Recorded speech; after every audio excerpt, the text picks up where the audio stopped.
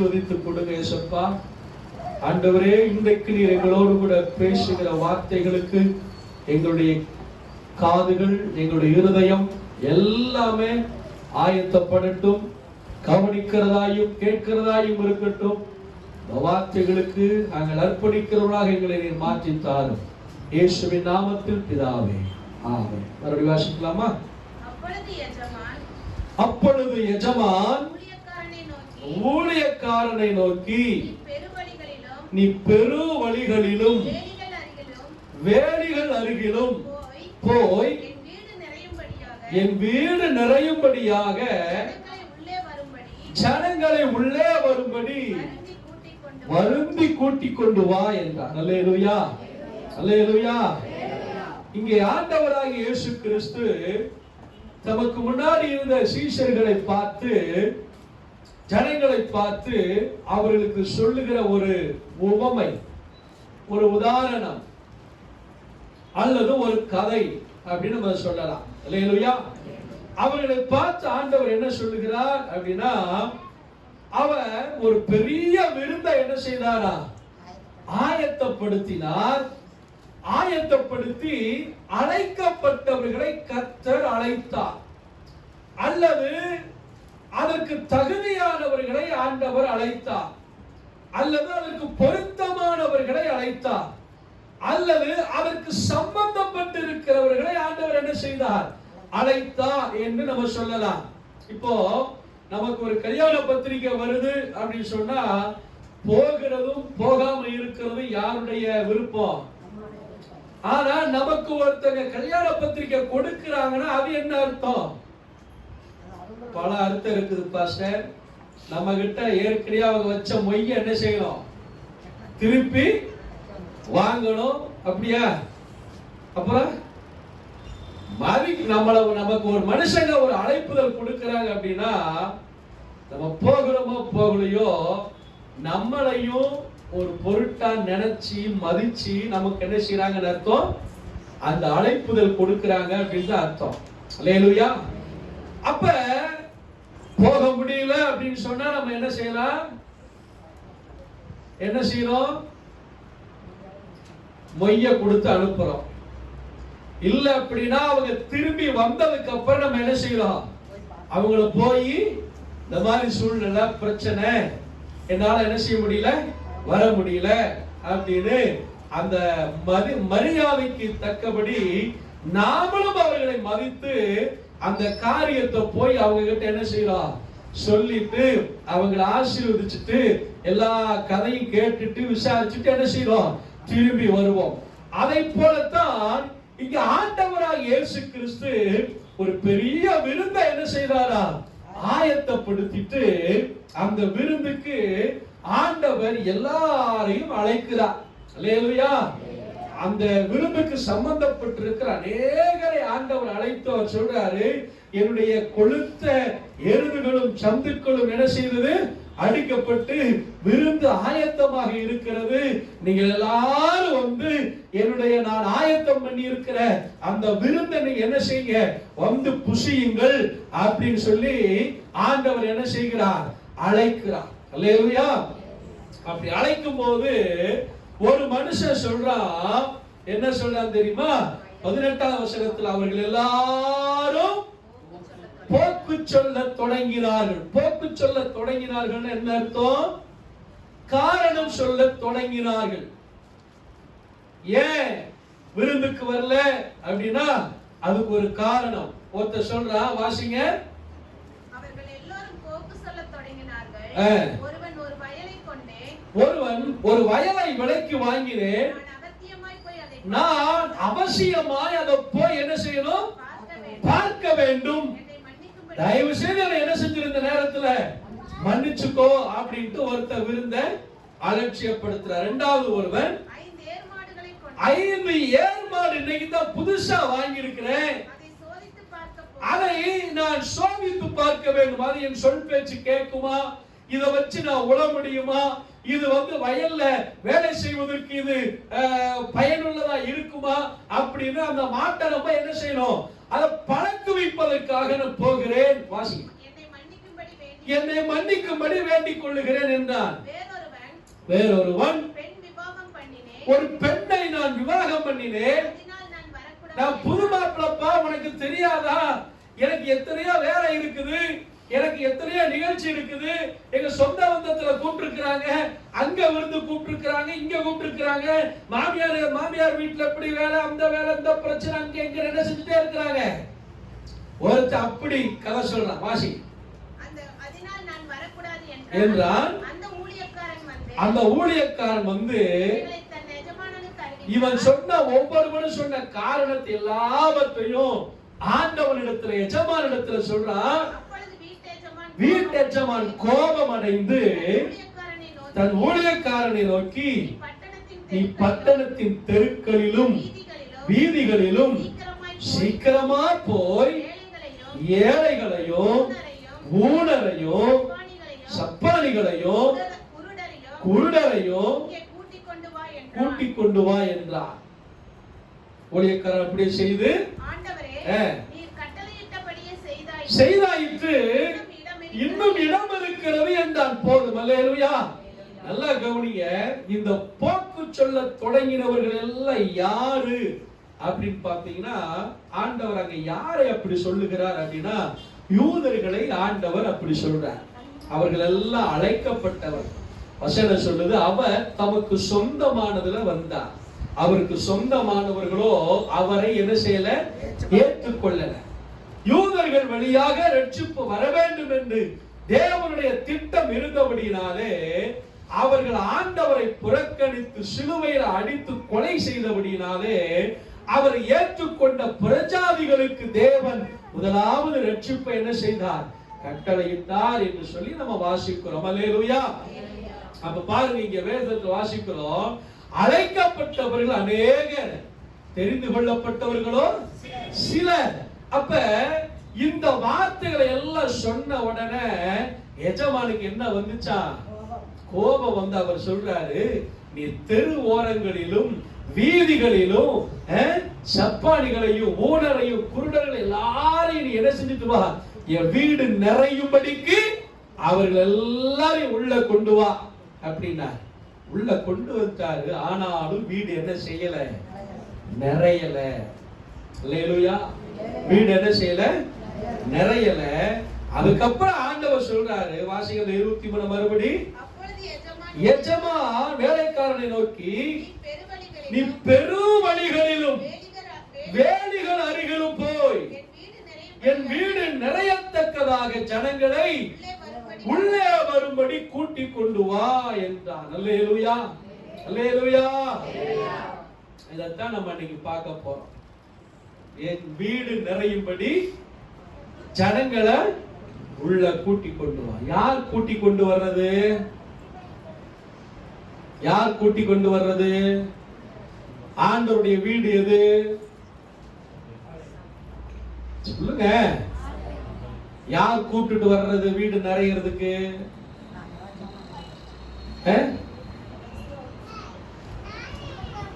இந்த மீனை தண்ணிக்குள்ள இருந்து கரையில தூக்கி போட்ட உடனே அது பாவம் பரிதாபமா என்ன செய்யும், வாய அப்படியே திறந்துட்டு இருக்கும்.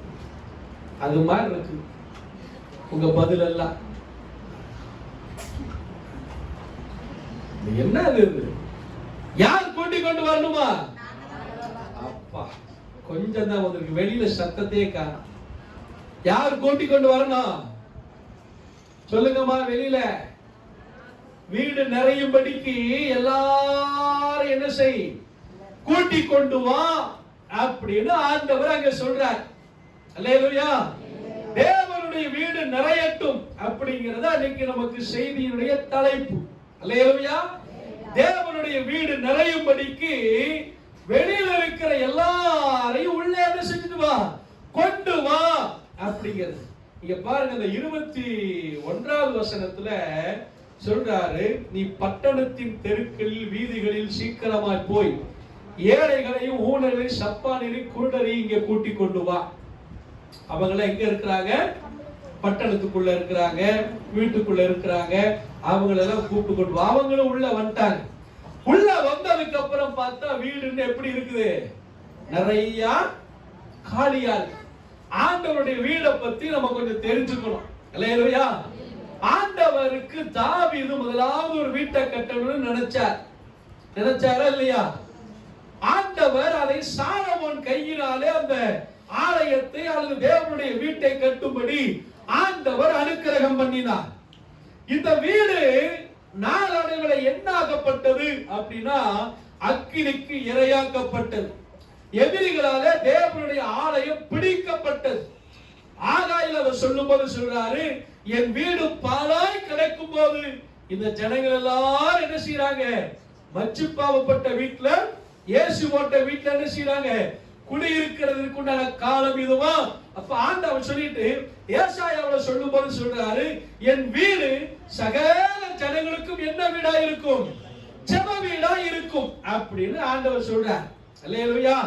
அப்ப ஆண்டவருடைய வீடு எப்படிப்பட்ட வீடா இருக்கணும் அப்படின்னா ஜெப வீடா இருக்கணும். அந்த ஜெப வீடு நிறையும்படிக்கு யார கொண்டு வரணுமா? உள்ள ஜனங்களை யார் கொண்டு வரணுமா?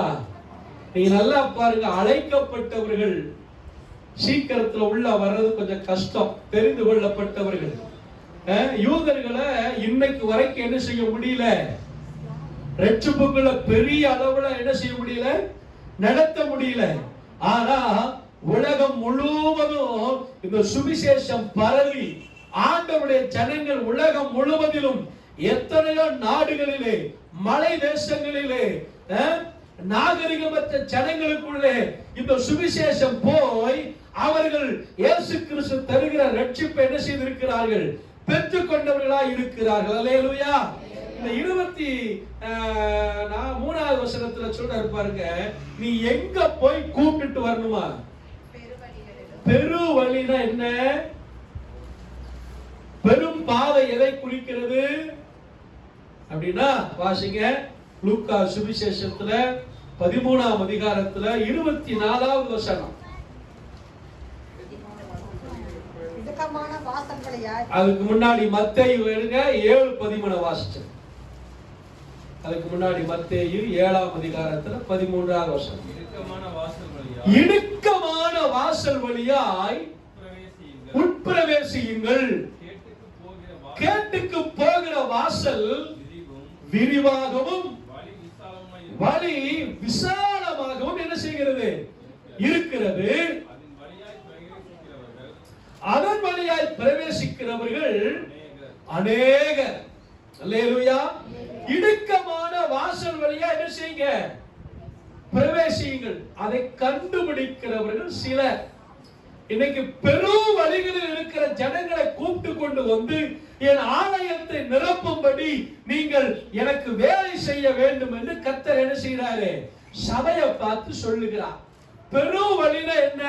அங்க அழகா வாசிச்சோம், கேட்டுக்கு போகிற வாசல் விசாலமாய், மிக பெரியதாக, மிக அகலமாக, இடரல் இல்லாமல், தடுமாற்றம் இல்லாமல் எங்க போலாம்? கேட்டுக்கு போகிற வாசலுக்கு போகலாம். அதற்குள்ளே போகிறவர்கள் அநேக. அந்த கேட்டுக்கு போகிற வாசல் எங்க போய் முடிவடைகிறது அப்படின்னா நரகத்துக்கு போய் அது என்ன செய்து முடிவடைகிறது.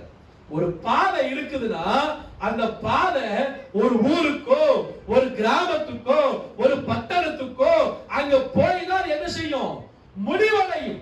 அப்ப நல்லா நீங்க கவனிங்க, பெருவழிகளில் இருக்கிற ஜனங்களை கூப்பிட்டு கொண்டு வந்து என் வீட்டை நிரப்பு என் ஆண்டவர் சொல்லுவதற்கு காரணம் என்ன அப்படின்னா, இன்னைக்கு பாவத்துக்குள்ள இருக்கிறவர்கள் தாராளமான வழியிலே, மிக பெரிய வழியிலே, விசாலமான வழியிலே அவர்கள் என்ன செய்கிறார்களா? போய்கொண்டிருக்கிறார்கள். அவர்கள் பாவத்தை குறித்த அக்கறை இல்லை. அவர்கள் மேல் இருக்கிற ரட்சிப்பில்லாததை குறித்து அக்கறை இல்லை. அவருடைய எதிர்கால வாழ்க்கையை குறித்து அவர்களுக்கு என்ன இல்லை? அக்கறை இல்லை. மரணத்துக்கு பிற்பாடு ஒரு வாழ்க்கை இருக்கிறது என்பது அவர்களுக்கு தெரியுமா தெரியாத தெரியல. ஆனால் பாவம் செய்கிற மனிதன் என்ன செய்கிறானா? பெரு வழிகளிலே ஏராளமாய் தாராளமாய் உள்ள ஒவ்வொரு நாளும் என்ன செய்து கொண்டே இருக்கிறார்கள்? போய்கொண்டே இருக்கிறார்கள். அவர்களுக்கு இடுக்கமான வாசல் தெரியவில்லை. அவர்களுக்கு இடுக்கமான வழி தெரியவில்லை. ஆண்டவர் சொன்னார், நானே வழியும் சத்தியமும் ஜீவனுமாய் இருக்கிறேன். என் வழியாய் ஒருவன் உட்பிரவேசித்தால் அவன் என்ன செய்வான்? நித்திய ஜீவனை சுதந்தரிப்பான் அப்படின்னு ஆண்டவர் சொல்றார். அல்லேலூயா. அப்ப இயேசு என்கிற வழி அது கொஞ்சம் நெருக்கமான வழி. இயேசு என்கிற வழி அது கொஞ்சம் குறுகின வழி. ஏன் குறுகின வழி தெரியுமா? அங்க போனா நீ பாவம் செய்யாதப்பா, உன் சரீரத்தை கெடுத்துக் கொள்ளாத, இந்த பாவம் செய்கிற ஆத்துமா சாகுன்னு ஆண்டவர் சொல்றாரு. அதனால நீ பொய் பேசாத, திருடாத, நீ கொள்ளையடிக்காத, நீ பாவத்துல இருக்காத, உன் சரீரத்தை நீ கெடுத்துக் கொள்ளாத, வேசித்தனம் பண்ணாத, விபச்சாரம் பண்ணாத, குடிக்காத, சிகரெட் பிடிக்காத, அடுத்தவங்களுடைய குடும்பத்துக்கு விரோதமா நினைக்காத, பில்லி சுனியம் பண்ணாத, மந்திரம் பண்ணாத, செய்வன வைக்காத அப்படின்னு ஆண்டவர் என்ன செய்யறாரு? தம்முடைய வழிகளை அவர் இப்படிதான் இருக்க வேண்டும் என்று சொல்லி ஆண்டவர் போதிக்கிறார். அது மாத்திரமல்ல, நான் தான் உனக்கு பாவ மன்னிப்பை தர முடியும், அதனால நீ என்ன செய், என் அண்டைக்கு நீ வா அப்படின்னு கூப்பிடுற. வருத்தப்பட்டு பாரம் சுமக்கிறவர்களே, நீங்கள் எல்லாரும் என்ன செய்யுங்க? என்னிடத்திற்கு வாருங்கள், நான் உங்களுக்கு என்ன தருவேன்? இளைப்பாறுதல் தருவேன் ஆண்டவர் கூப்பிடுற. அதனாலதான் வசனம் சொல்லுது, ஆண்டவரை கண்டுபிடிக்கிறவர்கள் சிலருக்கு ஜாதி தடையாக காணப்படுகிறது, சிலருக்கு பாரம்பரியம் தடையாக காணப்படுகிறது, சிலருக்கு சமுதாயம் தடையாக காணப்படுகிறது, சிலருக்கு குடும்பம் தடையாக காணப்படுகிறது, சிலருக்கு தாங்கள் இருக்கிற அந்த நிலைமை, அந்த நிலைமையில என்ன? அந்த பதவியோ அல்லது பணமோ அல்லது பொறுப்போ அவர்களுக்கு எப்படி காணப்படுகிறது? தடையாய் காணப்படுகிறது. இதெல்லாம் விட்டுட்டு ஆண்டவரிடத்துல வந்தா எனக்கு என்ன இருக்காது? உலகம் மதிக்காது, குடும்பம் மதிக்காது, சமுதாயம் மதிக்காது, ஜாதி மதிக்காது, அப்படின்னு என்ன உண்டாகுது? தடை உண்டாகிறது. அப்ப அதனால தான் ஆண்டவர் சொல்றாரு, இடுக்கமான வாசலை கண்டுபிடிக்கிறவர்கள் சிலர். அல்லேலூயா. சில நேரத்துல பாருங்க, பிசாசு என்ன செய்யறான்? அற்புதம் செய்யறான், அவனை ஆசீர்வாதம் தள்ளி கொடுக்கிறான். ஆண்டவரை சோதிக்கும் போது ஆண்டவரை எப்படி சோதிக்கிறார்? நீ என்னை பணிந்து கொண்டால் இந்த உலகம் அனைத்தையும் நான் என்ன செய்வேன்? உனக்கு கொடுப்பேன். எனக்கு யாருக்கு கொடுக்க இஷ்டமோ அவர்களுக்கு நான் என்ன செய்வேன்? இதை கொடுப்பேன் அப்படிங்கிறான். அல்லேலூயா. ஆசீர்வாதத்தை பிசாசு கொடுக்கலாம், பணத்தை கொடுக்கலாம், பதவி கொடுக்கலாம், என்ன வேணாலும் கொடுக்கலாம். சில நேரத்துல பார்த்தா நிம்மதி கூட இருக்கும், சமாதானம் கூட இருக்கும். நம்மளே சில நேரத்துல சொல்றோம், ரட்சிக்கப்படாத வீட்டுல இருக்கிற ஒரு சந்தோஷம் கூட, ஒரு நிம்மதி கூட, நான் ரட்சிக்கப்பட்டவ வீட்டுல என்ன செய்யலையே இல்லையா அப்படின்னு சில நேரத்துல நம்மளே கூட என்ன செய்யறோம்? குழம்பி இருக்கிறோமா? ஆமாவா இல்லையா? அவங்க வீடு பார்த்தா அமைதியா இருக்கு, சைலண்டா இருக்கு. நம்ம வீட்டுல பார்த்தா எப்பவுமே வைலண்டா தான் இருக்கு, ஒரே சவுண்டா தான் இருக்கு, பிரச்சனையா தான் இருக்கு, போராட்டமா தான் இருக்கு. ஏன்? பிசாசு சில நேரங்களில் எல்லாத்தையும் கொடுத்துடுறான், ஆனா ரட்சிப்பு அவனால கொடுக்க முடியாது. சமாதானத்தை கூட கொடுக்கிறான், ஆனா பரலோகத்தை கொடுக்க முடியாது. பரலோகத்தை கொடுக்கணும் அப்படின்னா, சமாதானம், ரட்சிப்பு, பரிசுத்தம் கொடுக்கணும் அப்படின்னா இயேசு கிறிஸ்துவை தவிர வேற வழியே இல்லை. அல்லேலூயா சொல்லுவோமா? அல்லேலூயா, அல்லேலூயா. பாருங்க, ஒரு ஃபங்க்ஷன் வச்சுட்டு கார்த்தி போன வாரம் திங்கக்கிழமை பால் காய்ச்சி வச்சிருந்தா வீட்டுக்கு வந்து சாட்சி சொல்லிட்டு போனா, எல்லாரும் கண்டிப்பா என்ன செஞ்சிடணும்? வந்துடணும். அவ்வளவுதான், நான் சொல்லிட்டேன் அப்படின்னு என்ன செஞ்சுட்டேன்? போயிட்டேன். எத்தனை பேர் அங்க போனோம்? எத்தனை பேர் போனோம்? போனாலும் மட்டும் கையை தூக்க பாப்பா. 2 3 4 5 6. வெளியில 6 இல்ல, உள்ள 6, வெளியில 6 இல்ல. சரி, போறாரா? 7 பேர். சரி, கார்த்தி சொன்னது என்ன தெரியுமா? நிறைய பேர் வருவாங்கன்னு எதிர்பார்த்தேன், நிறைய பேர் வருவாங்கன்னு எதிர்பார்த்தேன். அப்ப ஆண்டவர் இதைத்தான் சொல்றாரு, என் வீட்டுல நான் எத்தனையோ உங்களுக்காக ஆயத்தம் பண்ணி வச்சிருக்கேன். யோவான் 14:1-2 வாசிக்கிறீங்களே, என் பிதாவின் வீட்டில அநேக வாசஸ்தலம் இருக்கு, நான் போய் ஒண்ணு உங்களுக்காக என்ன செய்யறேன், ஆயத்தம் பண்ணுகிறேன், ஆயத்தம் பண்ணிக்கிறேன். இப்ப ஆயத்தம் பண்ணி வச்சுட்டு ஆயத்தம் உள்ளவர்களை அழைத்தால் அதற்கு அபாத்திரரா உள்ள வர முடியாதவங்களா இருந்தா ஆண்டவருடைய மனசு எவ்வளவு வேதனைப்படும், எவ்வளவு துக்கப்படும். சாதாரணமா ஒரு பால்காட்சி வீட்டுக்கு, ஒரு கல்யாண வீட்டுக்கு இத்தனை பேர் வருவாங்க எதிர்பார்த்தேன், கடைசியில பார்த்தா இவ்வளவுதான் வந்தாங்க அப்படின்னு ஒரு சோர்வு நமக்குள்ள வந்தா ஆண்டவருடைய இருதயமும் எவ்வளவு வேதனைப்படும். யோசனை பண்ணி பாருங்களேன், எவ்வளவு கஷ்டப்படும் யோசனை பண்ணி பாருங்களேன். இன்னைக்கு யூதர்களுக்கு அந்த கதையை அல்லது உதாரணத்தை ஆண்டவர் சொல்லி இருந்தாலும் சபைக்குள்ள இருக்கிற ரட்சிக்கப்பட்ட நமக்கு இன்னைக்கு இந்த வார்த்தை பொருந்துது. எப்படி பொருந்துது? நீங்க குடும்பமா வந்திருக்கிறவங்க எத்தனை பேர் கையை தூக்குங்க அப்படின்னு எத்தனை பேர் கையை தூக்குவோம்? குடும்பமா இன்னைக்கு வந்தவங்க கையை தூக்குங்க அப்படின்னா எத்தனை பேரால தூக்க முடியும்? ஏன் நம்ம வீட்டுல இருக்கிற மத்தவங்க எங்க போனாங்க? இங்க சொன்ன மாதிரி ஒருத்த மாடு மேய்க்க போயிட்டா, ஒருத்தங்க போயிட்டா, உழுறதுக்கு போயிட்டா, இன்னொருத்தங்க போயிட்டாங்க, கல்யாணம் பண்ணிட்டேன், இன்னொருத்த என்ன பண்ணிட்டாங்க, வயல் வாங்கிட்டேன். நம்ம வீட்டாளிகளை உங்ககிட்ட என்ன காரணம் சொல்லி இன்னைக்கு நான் சர்ச்சுக்கு வரலன்னு சொன்னாங்க? யோசனை பண்ணி பாருங்க. அது நியாயமான காரணமா இருக்கா? நியாயமான காரணமா இருக்கா? எப்படி தேவனுடைய ஆலயம் நிறையும்? நம்ம வீட்டுக்குள்ள இருக்கிற ஆட்களே நமக்குள்ள ஆண்டவர் ஆராதிப்பதற்கு, ஆண்டவரை தேடுவதற்கு ஒருநிலைப்படல அப்படின்னு சொன்னா, வெளியில இருக்கிறவங்க பெரும் வெளியில என்ன, இங்க எப்ப பார்த்தாலும் கூட்டமா இருக்கிற இடம் எங்க சொல்லுங்க? எப்ப பார்த்தாலும் கூட்டம் அதிகமா இருக்கிற இடம் எங்க? தமிழ்நாட்டுல டாஸ்மாக் கடை தான். ஆமாவா இல்லையா? சினிமா தியேட்டர், பஸ் ஸ்டாண்ட், ஆஸ்பத்திரி, இதை தவிர கூட்டத்தை பெரும்பாலும் எங்க என்ன செய்ய முடியல. ஆஸ்பத்திரியில இருக்கிற எத்தனை ஆஸ்பத்திரியில பார்த்தா தினமும் மரித்து போன பிணங்கள் வெளியே வருகிறது. டாஸ்மாக் கடையில குடிச்சிட்டு அங்கேயே எத்தனை பேர் மல்லாக்கப்படுத்திட்டாம நாய் நக்குது கூட தெரியாம படுத்து கிடக்கிறான். அவர்கள் எல்லாம் தேவனுடைய வீட்டுக்குள்ள வரும்படிக்கு யார் போய் கூப்பிடணுமா? யார் போய் கூப்பிடணுமா? நம்ம தான் போய் கூப்பிடணுமா? ஆண்டவர் உங்களை பார்த்து சொல்றாரு, நீ போய் கூப்பிட்டு வா, என் வீடு நிறையட்டும். இது ஆண்டவருடைய ஆசை, இது ஆண்டவருடைய விருப்பம். அல்லேலூயா. அப்ப அந்த வேலிகள் அருகே இருக்கிற அப்படி சொல்றாருல, வேலிகள் அருகே இருக்கிறார் யார் தெரியுமா? பாதுகாப்பு இல்லாத ஆளுங்க. வேலிக்குள்ள இருந்தா பாதுகாப்பு, வேலிக்கு பக்கத்துல இருந்தா என்ன இல்லைன்னு அர்த்தம்?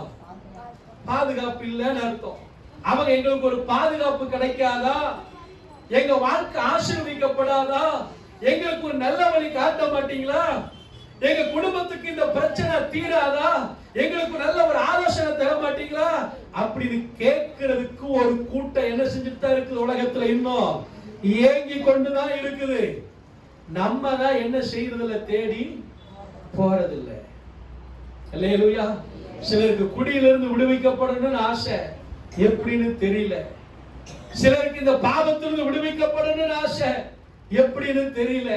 சில குடும்பத்துக்குள்ள நாங்க இப்படி சமாதானமா இருக்கணும்னு ஆசை, ஆனா அதுக்கு வழி என்னன்னு தெரியல.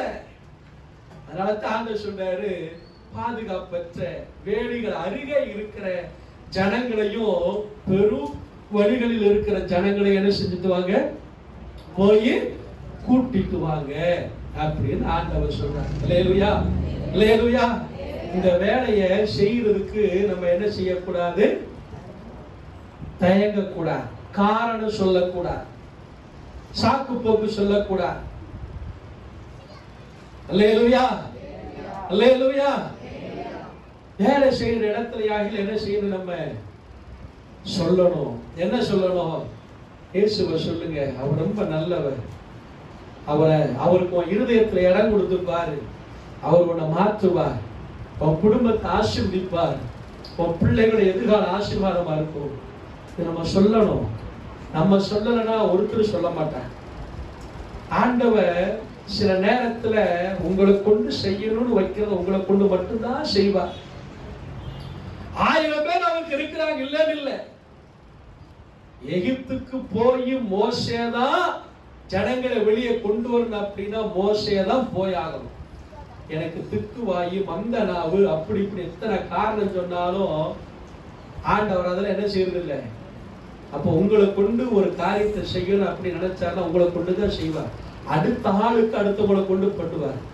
அப்ப தேவனுடைய வீடு நிறையும்படிக்கு அந்த பெரிய பொறுப்பை கர்த்தர் யார்கிட்ட கொடுத்திருக்கிறாரு?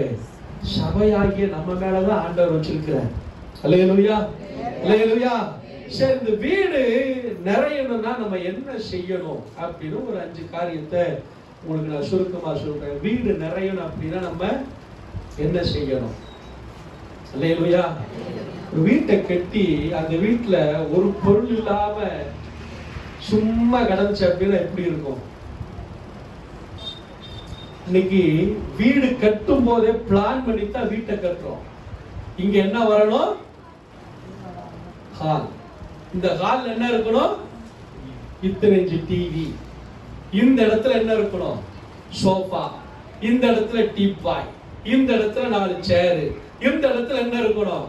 Wash basin. இந்த இடத்துல ட்ரெஸ்ஸிங் டேபிள். இந்த இடத்துல டைனிங் டேபிள். இதெல்லாம் வீட்டை கட்டுறதுக்கு முன்னாடியே, வீட்டை கட்டும் போதே நம்ம என்ன செய்யறோம்? திட்டம் போடுறோம். இதெல்லாம் இப்படி எல்லாம் வாங்கி வைக்கணும் அப்படின்னு என்ன செய்யறோம்? ஏன்? அது இருந்தா தான் அதுக்கு என்னது? அழகு. சொல்லுங்க, அது இருந்தா தான் அதுக்கு. அப்ப தேவனுடைய வீடு மகா பெரிய வீடு. அல்லேலூயா. அந்த வீடு நிறையணும் அப்படின்னு ஆண்டவர் விரும்புகிறார். நீதிமானுடைய வீட்டில் அநேக பொக்கிஷம் உண்டு. கர்த்தர் வெளியில இருக்கிற ஒவ்வொரு ஆத்துமாக்களையும் பொக்கிஷமாக ஆண்டவர் பார்க்கிறார். எப்படி பார்க்கிறாரு?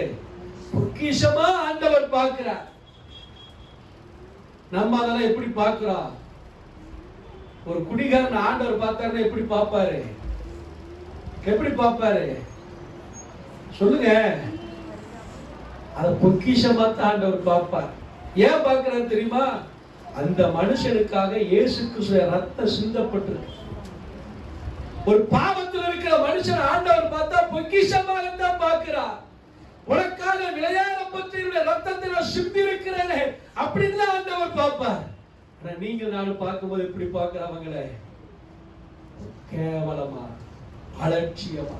அதனாலதான் தேவனுடைய வீடு என்ன செய்ய மாட்டேங்குது? நிறைய மாட்டேங்குது.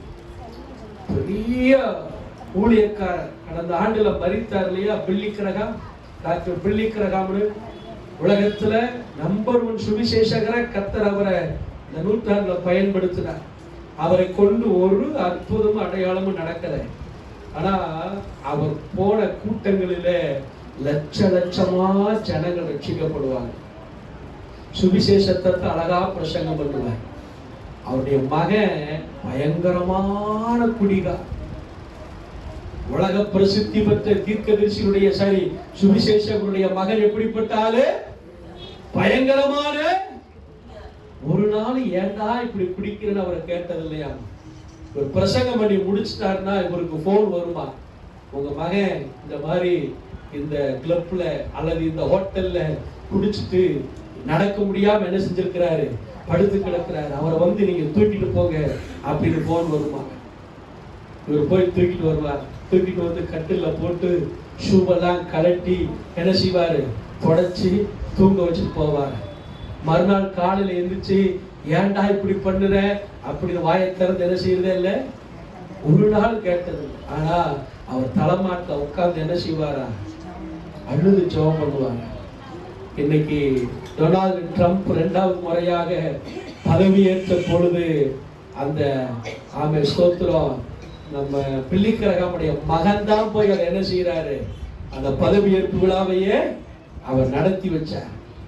அல்லேலூயா. அப்ப அவர் சொல்றாரு, உங்க அப்பா நீங்க இப்படி இருக்கும்போது உங்களை எப்படி நடத்தினார்? எங்க அப்பா ஒரு நாள் எனக்கு கண்டிச்சதில்லை, ஆனா எனக்காக கண்ணீர் விடாத நாளே